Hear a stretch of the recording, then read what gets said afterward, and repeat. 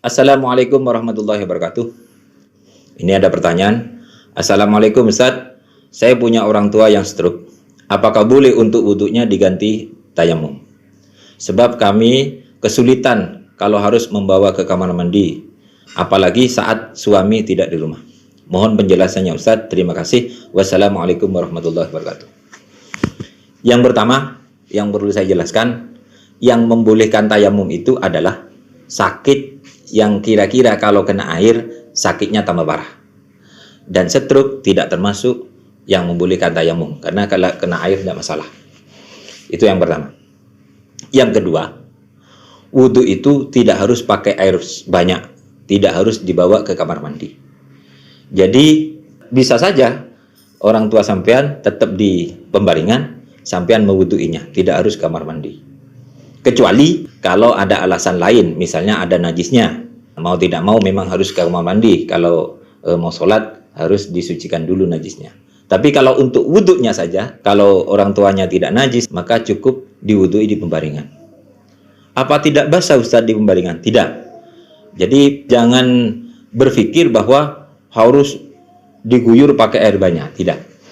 Fardunya wudhu itu yang pertama adalah niat, yang kedua membasuh wajah. Membasuh itu adalah mengalirkan air. Kata-kata mengalir ini tidak harus banyak, bisa saja setetes air tapi mengalir, itu namanya sudah ghuslun, sudah membasuh.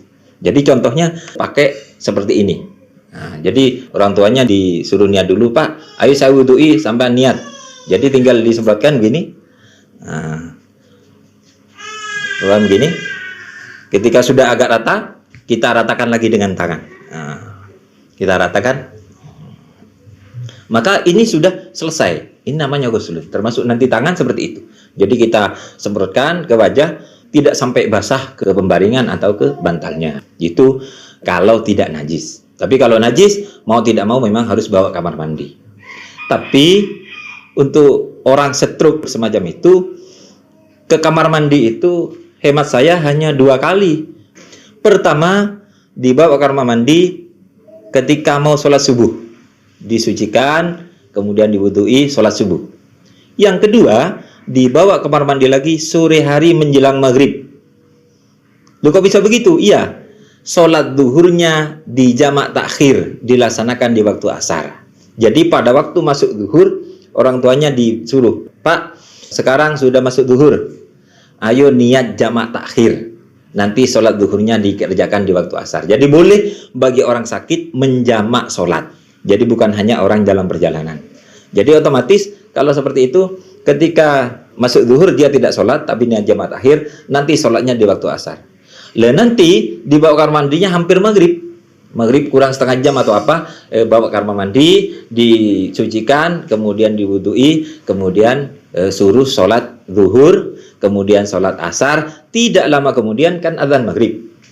Ketika sudah masuk maghrib, suruh sholat maghrib, jamak takdim sekalian isyaknya. Jadi isyaknya di jamak takdim dengan maghrib. Jadi setelah sholat maghrib langsung sholat isya. Nah, berarti otomatis sehari 2 kali. Pertama untuk sholat subuh, yang kedua untuk sholat zuhur, asar, maghrib, dan isya. Tentang bagaimana caranya jamak takdim atau jamak takhir, nanti insya Allah akan kami jelaskan di video selanjutnya. Nah, silahkan kalau ada punya pertanyaan, komentar di channel kami ini. Insya Allah nanti pertanyaan yang menarik akan kami bahas. Wassalamualaikum warahmatullahi wabarakatuh.